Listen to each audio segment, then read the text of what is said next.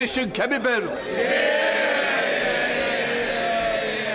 Mr. Speaker, thank you for marking 4 years since the terrible murder of Sir David Amess.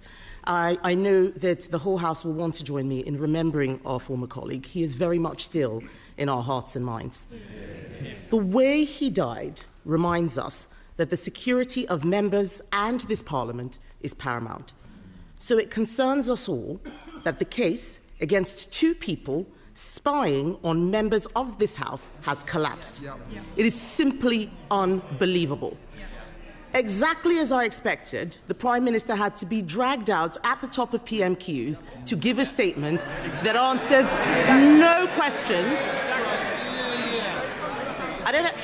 I don't know what they're laughing. I don't know what they're laughing at. We are talking about the security of this Parliament. He had to be dragged out to repeat only more obfuscation.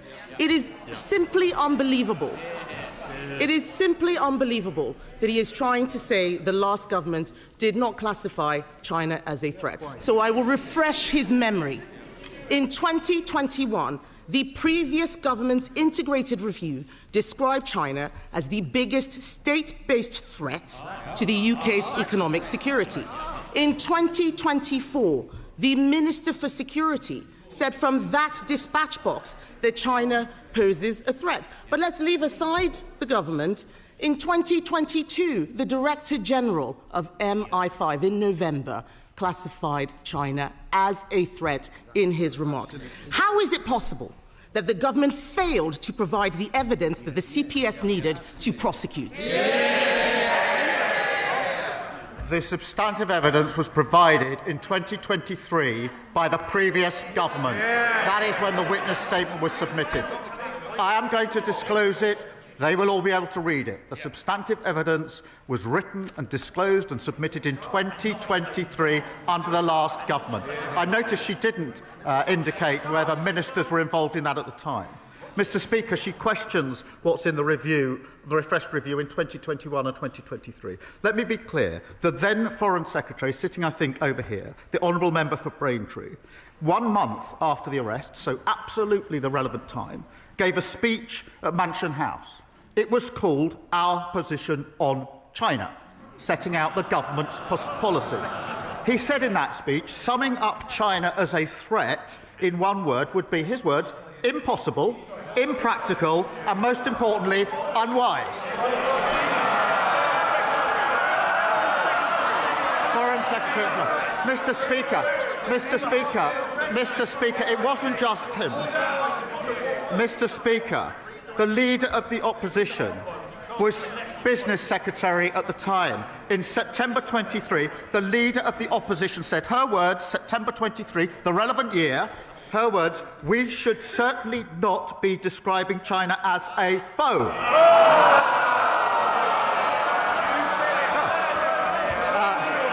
It's worth looking up the word foe in the dictionary, Mr. Speaker. She went, Mr. Speaker, it doesn't end there, Mr. Speaker. In September 2024,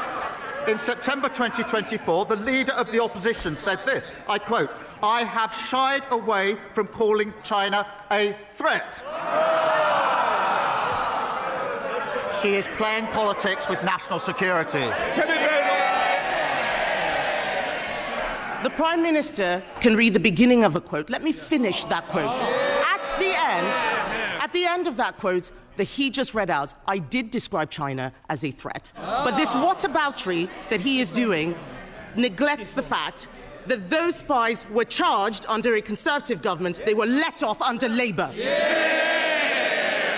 He has not answered any questions. On Monday, Mr. Speaker, on Monday, the Security Minister repeatedly told the House that ministers did not take decisions, that it was the Deputy National Security Advisor who had full freedom. Is the government seriously saying that only one man, the Deputy National Security Advisor, had anything to do with this failure? Is he seriously saying that the Deputy did not discuss with the National Security Advisor, did not discuss with the Home Secretary or with anyone in Downing Street? Is the Prime Minister seriously saying that? Yes. Mr. Speaker, let me explain why. Firstly, The case was charged under the last government according to the evidence submitted under the last government, which set out their policy decision. What was an issue in the trial is not the position of the current government, the position of the last government. And they carefully avoided describing China as an enemy because that was their policy at the time. Mr. Speaker, so far as the position under this government is concerned, no minister or special advisor was involved, and I will double-check this because I've had it. I will double-check this. So, Mr. Speaker, this is important. After the charging decision, the prosecution were very careful about who would then see the witness evidence. I will double-check, Mr. Speaker, exactly what instruction was taken. But I can be absolutely clear: no minister was involved. No special advisor was involved in this, and I'm assured as I can be that the prosecution was saying that it would be the witnesses only that were involved in short updates, the evidence that was submitted under the last government. That's not good enough. Kemi Badenoch. Mr. Speaker, the end of the answer was different from the beginning of the answer. What on earth is the point of us having a lawyer rather than a leader as the Prime Minister if he can't even get the law right on a matter of national security? He keeps going to the CPS. The CPS have said that they are satisfied that they were right to charge in August 2024. The Sunday Times reported that Jonathan Powell, the Prime Minister's national security advisor, convened a secret meeting to discuss the security consequences of the China spy trial. Did the meeting happen, or is the Sunday Times making it up? Mr. Speaker, she's clearly not a lawyer or a leader. Mr. Speaker.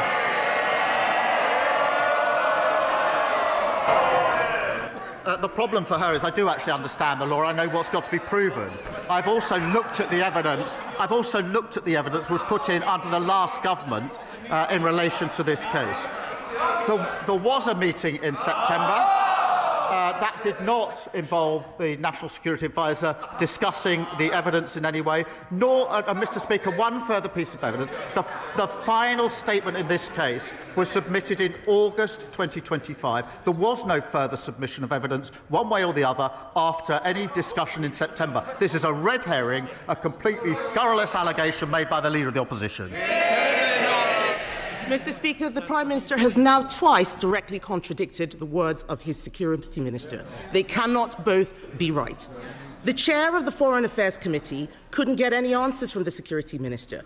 The CPS said that they were satisfied that the decision to charge the case in April 2024, not August, in April 2024, was correct on the basis of where the law stood at that time. This is a matter of fact. It is not a matter of what the previous government had thought. It is not a matter of it not meeting a legal test. It did. Something must have changed when the charges were brought and when the case collapsed. The charges were brought under us. The case collapsed under them. Can the Prime Minister tell us what changed and what collapsed the case? Mr. Speaker, I've said I will publish the witness statements in full. The whole House will then see exactly what was set out in 2023 in the substantive witness statement and exactly what was set out in the two supplementary witness statements, and she will then realise what she's just said is entirely baseless.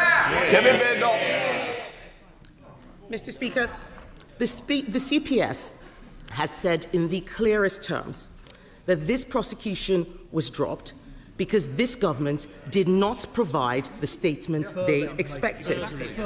Why should we believe a man who at the last Prime Minister's questions said he had full confidence in the best friend of a convicted paedophile? Forgive us if we don't trust a word he says. This all stinks of a cover-up. Given his statement earlier, will the Prime Minister publish today not just the government witness statements, but also the meeting minutes and all of the correspondence that he had with the CPS? Mr. Speaker, let me be clear. The only process I want to go through is in relation to some of the individuals in the statements to make sure they know it's coming out. I can assure the House there's no substantive delay here. I know it is of concern to a number of people, acute of concern to them. I will have the statements out in full. There is a bit of proper process I need to go through. The honourable member will understand why that's necessary. Then they'll be published in full. She asks about minutes, etc. There is a usual rules and process for government. But I remind her that the substantive issues in this case were discussed at meetings under the previous government. So they're asking me to disclose the discussions that they had in relation to the witness statement in the first place. Kemi Badenoch. Mr. Speaker, you deserve better, and this House deserves better than the evasive answers that we have had from the Prime Minister. Even the former Cabinet Secretary, Lord Butler, has accused the government of being economical with the truth on this issue. The Prime Minister can't tell us why Jonathan Powell had a secret meeting which the Security Minister said he had no involvement in the case. He can't tell us why his government did not provide evidence that China was a threat. I suspect those statements won't prove it either. He's blaming his civil servants. He's blaming the media. He's blaming the last government. He cannot explain why he could not see this case through. He should have seen this case through. And let me be clear, Mr. Speaker, about what has happened. A serious case involving national security has collapsed because this government is too weak to stand up to China. And if the Prime Minister cannot protect the members of this House, what does that say about his ability to protect this country? The China spy case collapsed due to a lack of sufficient evidence. Who do you hold most accountable for this failure, the current government, the previous government, or the CPS? Should the government avoid classifying a country like China as a threat or foe in order to protect key trade and diplomatic ties? Yes or no, and why? Let us know your thoughts in the comments below.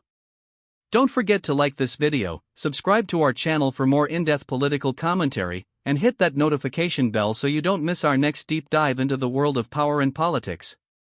Thanks for watching.